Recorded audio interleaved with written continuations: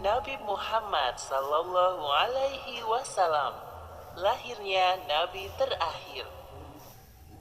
Ribuan tahun lalu, Mekah hanyalah sebuah lembah di tengah padang pasir, tempat persinggahan para kafilah dagang yang kemudian diubah menjadi sebuah kota di masa kekuasaan Nabi Ismail alaihi salam.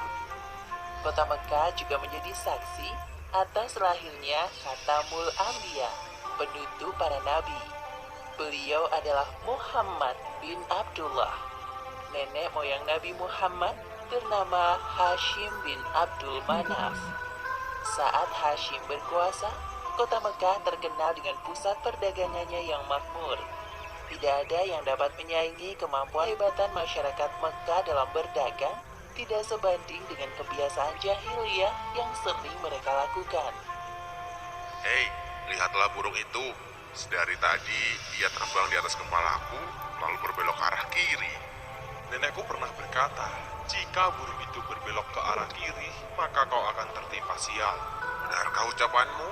Ya, tentu saja. Menurut kepercayaan masyarakat jahiliyah, jika burung itu berbelok ke arah kanan, maka nasib baik akan datang. Begitupun sebaliknya. Orang-orang Arab pada masa jahiliyah sangat percaya pada tahayul. Kebiasaan jahil lainnya adalah tentang penyembahan berhala. Awal mula penyembahan berhala di kota Mekah ketika seorang bernama Amr bin Luhai membawa sebuah berhala besar bernama Hubal dari Syam. Lalu diletakkan berhala Hubal itu di sekitar Ka'bah dan ia menyuruh orang-orang menyembahnya. Ayo cepat, bawa kemari minumannya. Kerongkonganku rasanya kering sekali. Sabarlah sebentar, kawan. Bagaimana kalau kita berjudi sambil minum-minum? Tawaranmu sungguh menggiurkan. Tentu aku tidak bisa melewatkannya kali ini. Hei, kamu yang duduk di sana, panggil para penari untuk menghibur kami. Tidak hanya berjudi dan minum arak, pencurian, perampokan juga hal yang sering terjadi. Sasarannya orang asing yang mereka temui di jalan. Hei kau, cepat turun dan serahkan semua harta yang kalian bawa. Mulai saat ini, kau dan istrimu adalah budak di rumahku. Kalian berdua jangan sekali-kali berani melawanku, atau nyawa kalian melayang. Tak terasa tahun demi tahun berlalu dengan cepat. Kepemimpinan Hashim digantikan oleh pemimpin yang lebih muda dan berkompeten di saat usianya telah lanjut. Sebelum beliau meninggal, Hashim mewariskan banyak sekali harta kepada Abdul Muthalib.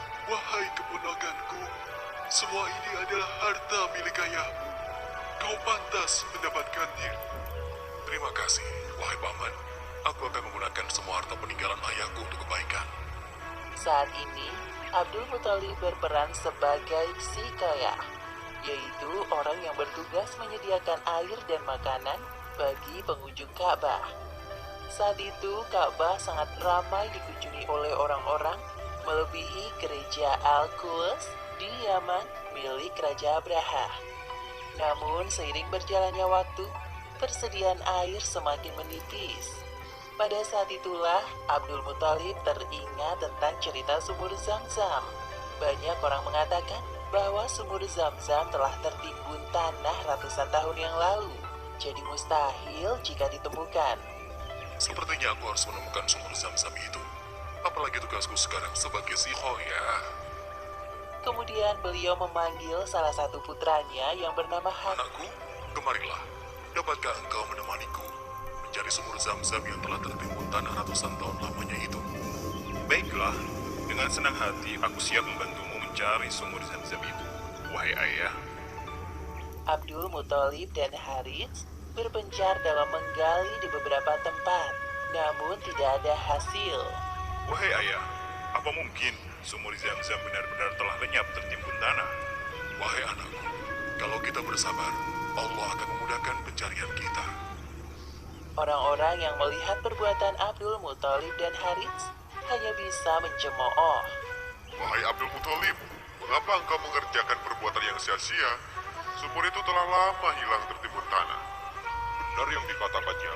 Bukankah dahulu nenek moyang kita, Mudzas bin Amr, pernah mencari tapi juga tidak berhasil?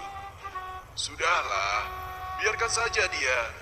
Lagi pula kita telah mengingatkannya. Abdul Muthalib terbangun dari tidurnya karena mendengar suara. Ia seperti mendapatkan petunjuk tentang keberadaan sumur Zam-Zam dalam tidurnya. Keesokan harinya, dengan penuh semangat, Abdul Muthalib dan Harits kembali menggali di antara berhala Isaf dan Naila. Tiba-tiba, air memancar. Ayah, lihat, ada air. Alhamdulillah. Ayo Harits, gali terus. Sekarang, dengan diketemukannya sumur Zam-Zam, Abdul Muthalib tidak khawatir lagi untuk memenuhi persediaan air dan keperluan bagi pengunjung Ka'bah. Hari demi hari berlalu, Abdul Muthalib merasa kewalahan dalam mengemban tugasnya sebagai sikayah. Untuk itu beliau bernazar. Ya Tuhan, andai saja aku punya 10 anak laki-laki yang dapat membantuku, pekerjaan ini akan terasa lebih ringan. Jika engkau berkenan mengabulkannya, akan aku persembahkan untukmu 1 orang dari mereka. Ternyata takdir menentukan bahwa Abdul Muthalib memiliki 10 anak laki-laki. Saat mereka dewasa, dilakukan undian. Setelah diundi beberapa kali, nama yang muncul selalu sama, yaitu Abdullah, si anak bungsu. Wahai anak-anakku, sebenarnya hal ini sangat berat untuk aku lakukan. Tapi aku telah terlanjur bernazar. Sebenarnya tidak sampai hati, Abdul Muthalib mengatakan tentang nazarnya kala itu. Wahai saudaraku, jangan engkau lakukan itu. Batalkan nazarmu dan meminta ampunlah kepada Tuhan Hubal. Lalu apa yang harus aku persembahkan sebagai ganti dari Abdullah? Kalau engkau dapat menebusnya dengan harta, maka berikanlah itu kepada berhala agar mereka tetap berkenan kepadamu. Menurut kami, itu keputusan yang terbaik. Setelah melakukan perundingan cukup lama, diputuskan bahwa Abdul Muthalib harus menyerahkan 100 ekor unta sebagai ganti dari persembahan Abdullah. Abdullah adalah pemuda baik, sopan dan berwajah tampan. Banyak gadis-gadis Mekah yang tertarik dengannya, apalagi ketika mereka mendengar bahwa nyawa Abdullah setara dengan 100 ekor unta. Mendengar kenyataan bahwa Abdul Muthalib berencana menjodohkan Abdullah dengan anak dari Wahab bin Abdul Manaf, para gadis Mekah itu tentu kecewa. Allah Subhanahu wa Ta'ala telah menentukan jodoh Abdullah dengan Aminah, gadis yang memiliki nasab yang paling baik di kalangan suku Quraisy. Akhirnya mereka berdua menikah. Wahai istriku, musim semi telah tiba. Ini tandanya aku harus melakukan perjalanan dagang ke Syam. Pada saat itu, Aminah sedang hamil muda. Jika itu memang kewajibanmu, pergilah wahai suamiku. Meskipun sesungguhnya, aku sangat berat untuk melepas kepergianmu. Simpan kekhawatiranmu, wahai istriku. Aku sekarang ini harus bekerja keras untuk calon bayi yang ada di dalam kandunganmu ini. Keesokan harinya, Abdullah berangkat bersama kafilah dagang yang lain. Aminah melepas kepergian suaminya dengan doa. Perjalanan dagang Abdullah berjalan lancar. Dalam perjalanan pulang, Abdullah singgah di Madinah untuk menemui sanak saudara dari ibunya. Ketika beristirahat, tiba-tiba Abdullah merasakan kesakitan dan merasa tidak sanggup melanjutkan perjalanan. Wahai kawan, sepertinya aku tidak sanggup untuk melanjutkan perjalanan ke Mekah. Tolong sampaikan kabar tidak baik ini kepada ayahku. Baik, wahai Abdullah, aku akan menyampaikannya kepada Abdul Muthalib sesampainya di Mekah. Ketika berita itu sampai ke telinga Abdul Muthalib, beliau segera menyuruh anak sulungnya, Harits, untuk melihat kondisi Abdullah dan mengajaknya untuk pulang ke Mekah. Namun setibanya Harits di Madinah, Abdullah telah meninggal beberapa saat sebelum kau datang, wahai Harits. Inna lillahi wa inna ilaihi raji'un. Semua anggota keluarga Abdul Muthalib berduka mendengar kematian Abdullah. Tentu saja, Aminah lebih berduka karena kehilangan suami yang sangat dicintainya. Wahai bayi yang ada dalam perutku, semoga kelak engkau tumbuh menjadi orang yang bermanfaat bagi sekitar, seperti mendiang ayahmu, walaupun kalian belum sempat bertemu.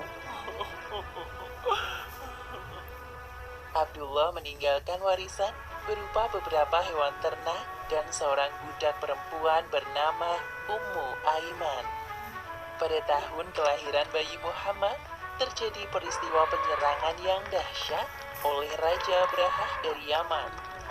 Saat itu Mekah dipimpin oleh Abdul Muthalib. Raja Abrahah berniat untuk menghancurkan Ka'bah karena merasa iri dan tersaingi dengan kemasyhuran Ka'bah. Namun Allah Subhanahu wa Ta'ala mengagalkan penyerangan Abrahah beserta pasukan gajahnya.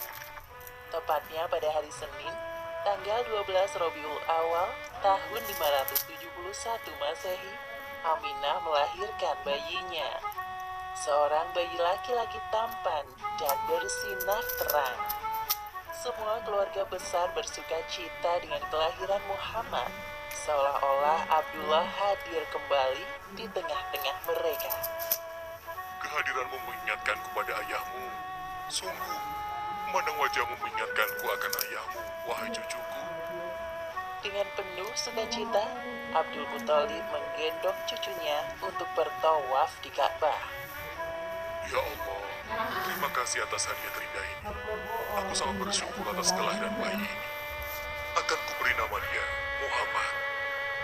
Setelah lewat 7 hari, Abdul Muthalib menyembelih unta sebagai ungkapan rasa syukur atas kelahiran bayi Muhammad. Wahai Abdul Muthalib, siapakah nama bayi ini? Aku memberinya nama Muhammad. Semoga kelak bayi ini menjadi orang yang terpuji dimanapun ia berada. Aminah memandang bayinya dengan perasaan bahagia, seperti doa yang selalu ia panjatkan. Allah Subhanahu wa Ta'ala telah menakdirkan Muhammad menjadi orang yang berpengaruh dalam mengubah sejarah dunia. Seperti yang disebutkan dalam Al-Quran, Surat Al-Anbiya ayat 107. Dan tiadalah kami mengutus kamu, Muhammad, melainkan untuk menjadi rahmat bagi semesta alam. Demikianlah akhir kisah lahirnya Nabi terakhir Muhammad Sallallahu Alaihi Wasallam. Beberapa hikmah yang dapat kita ambil dari kisah ini, diantaranya, pertama, kesabaran dan niat baik dalam melakukan pekerjaan akan dimudahkan oleh Allah Subhanahu wa Ta'ala, seperti tekad kuat Abdul Muthalib dalam menemukan sumur Zam-Zam untuk memakmurkan Ka'bah. Kedua, jangan terlalu lama larut dalam kesedihan, karena semua yang bernyawa pasti mati dan digantikan dengan generasi baru, seperti kelahiran bayi Muhammad yang menjadi penyejuk hati bagi keluarganya setelah kematian Abdullah.